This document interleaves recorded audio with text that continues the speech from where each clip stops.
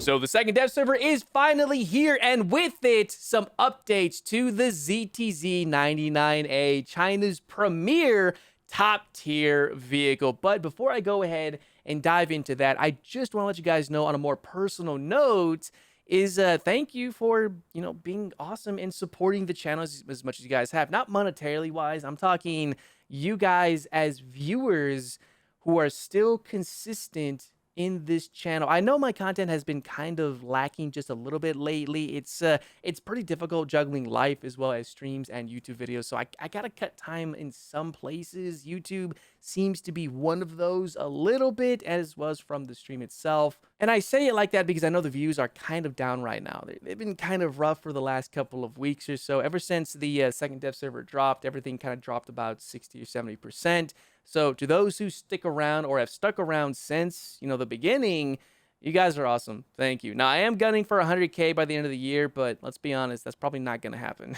Unless I do something crazy.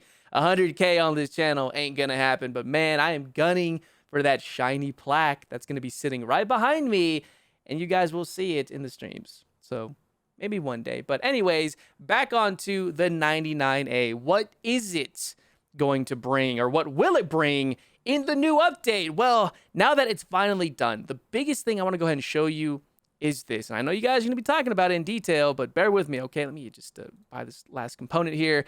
It did get the DTC10 125mm APFSDS, which is pretty damn good, but not quite as good as you would want it to be, I think. And yes, I am going to address the big-ass elephant in the room. The DTC10 125 did get its information leaked. It's out there. We all know it. I've seen it. Many from the community have seen it. I mean, of course, how can I not see it? Everyone was posting it absolutely everywhere. So seeing these numbers is like, okay, it's not exactly on par, but it is better than the 125, the DTW, excuse me. I was gonna say better than anything else, but it's better than this at least, and you get it as a tier 4 modification. Now, you do get 3 really good Saber rounds, and of course, you get heat round as well as the stock DTP 125, which is the Russian frag. Basically, frag rounds in War Thunder are really good. Keep that in mind. But you do get as a tier 1 the 125-I, which is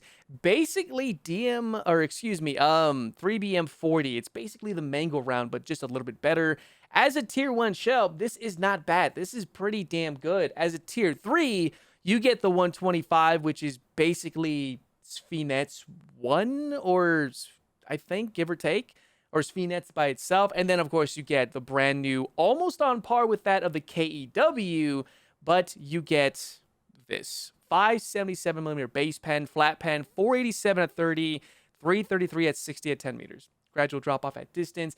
Again, take this with a grain of salt. This may get better. This may get worse. I assume it can only get better, but it may get a little bit better by the time the update drops, as there's still a lot of changes that will be happening very soon. But that's not the biggest thing of this vehicle. No, it's not the generation, 2 thermal sights for the gunner and commander. It's not the ERA at the top, or the buffed up armor that can sort of absorb DM53, but not really.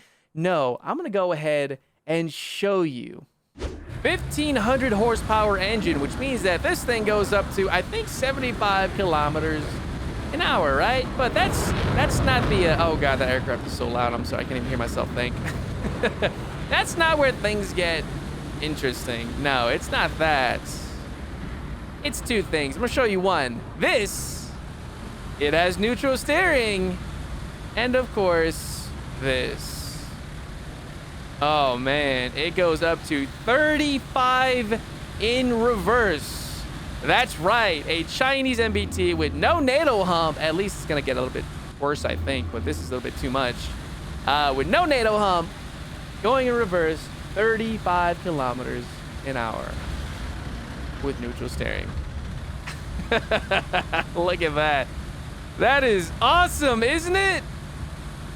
Yeah, it is going to make things incredibly interesting. So let's go ahead and head right back over to the hangar, and I'll go ahead and talk about the rest of this vehicle. So looking more into it, as you already saw, this thing has amazing reverse. It has neutral steering. It has good firepower, good optics for the most part. I mean, 6 to 11 times. That's pretty damn good. Commander sight, 3 to 10.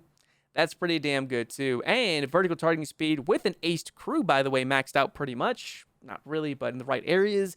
6 degrees of vertical targeting speed. That's probably the biggest downside about this. 7.1 seconds of reload. I don't expect that to change. I'd really like it to maybe give like a 6.8 or 6.5, which would make this a very, very, very competitive vehicle. But as I always say in top tier, speed is key. Speed is what will win you the game and get you the most possible kills. And now that it can shoot and scoot quite well, that's a big, big bonus. Also, the 96A and the AP did get a better transmission too.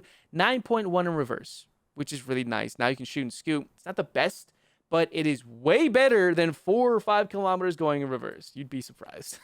But we're not talking about that. No, we're talking about this. Aside from that, the armor itself, that's what I'm going to go ahead and just kind of outline really quick. It does get FY4 ERA all over the place, and this thing can and will absorb DM53 from the Leopard 2A6 without too much issue. But do keep in mind, this thing is just another Russian type tank, another ZTZ. The lower front plate is easy to go through. Pretty much anything can and will go through it. The upper front plate, in truth, is too trolly for my liking. I'm not going to be shooting up here for anything. The turret face, surprisingly enough, can take this round, but the breach area, the mantlet, is way too thin. This is going to be the shot you want to make. So either, what the hell was that? I guess it's not quite done yet, as you can see right there. Yeah, it's not even showing the x-ray. But anyways, lower front plate, sides, angled, etc. Normal, right? But here's the funny part too. If I go ahead and take out, say, the Chrysanthemum missile, right? You guys know the 9M123. You can actually go through this thing pretty well. I mean, assuming the ERA or the overpressure doesn't kill the entire crew, this thing is going to be able to go through the turret face without too much issue. Look at that. This missile is pretty nuts for the most part. Upper front plate, let's be honest. If you get hit by this thing, overpressure is going to kill you. It doesn't matter who you are or where you are. It's going to kill you. But anyways, aside from that, that is, well, pretty much it when it comes to the 99A, what we are going to be expecting for the most part. This is going, in my opinion, this is going to change up the Chinese top tier. It is going to make it worthwhile to look into because China in itself is not terrible right at top tier, but it doesn't have the vehicles to really compare against the M1A2, Leopard 2A6, 2A5, the T80 BVM, etc. But this is going to change things up just a little bit, and there are some new features coming in for this thing. I think ballistic computers or FCSs for tanks are going to get a slight change up. I don't know what they are, but we'll have to find out when the actual update drops. Oh, and as a bit of an addition, I know I shouldn't do this, but I'm going to anyway. The M1A1 AIM is now basically an M1A2 or A1HC because it got the turret armor. Look at this. I'm sorry, I have to show this to you. I'm going to go ahead and pull out Germany's DM53. Yeah, check this out. Did I show the right one, by the way, the 2A6? I think I did. Yeah, but just, oh, man, dude. But let me know what you guys think. What do you think about the ZTZ99A? I know those Battlefield 4 vibes are coming in. I will try to get some sites for it from Battlefield 4 or like a type of site, or unless you are a creator and knows how to make custom sites, hit me up. Go to my Discord, go to my Twitter, throw me a private message, send a comment, give me a way to contact you, and we'll be talking, and maybe I'll feature your stuff in the video for this, which you will see on day 1. But I am getting my dental stuff done. I'm getting my dental implant surgery done on Monday, so it's going to be a shitty time. But anyways, let me know what you guys think.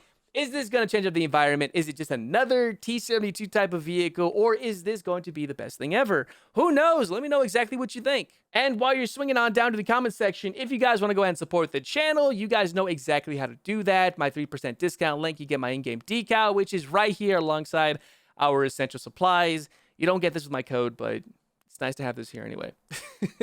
And it does support me too. That's the beauty of it. Also, Discord link is down there. And if you want to see the gameplay live on day 1, the Twitch link is going to be down in the description as well. Feel free to check that out. It's another way to support me and either watch, sub, whatever the hell you want to do. So yeah, that's all I got for you guys. Thank you so much for checking this out. I'll see you not only in the next video or even the streams, but in War Thunder itself. Until next time in the live server.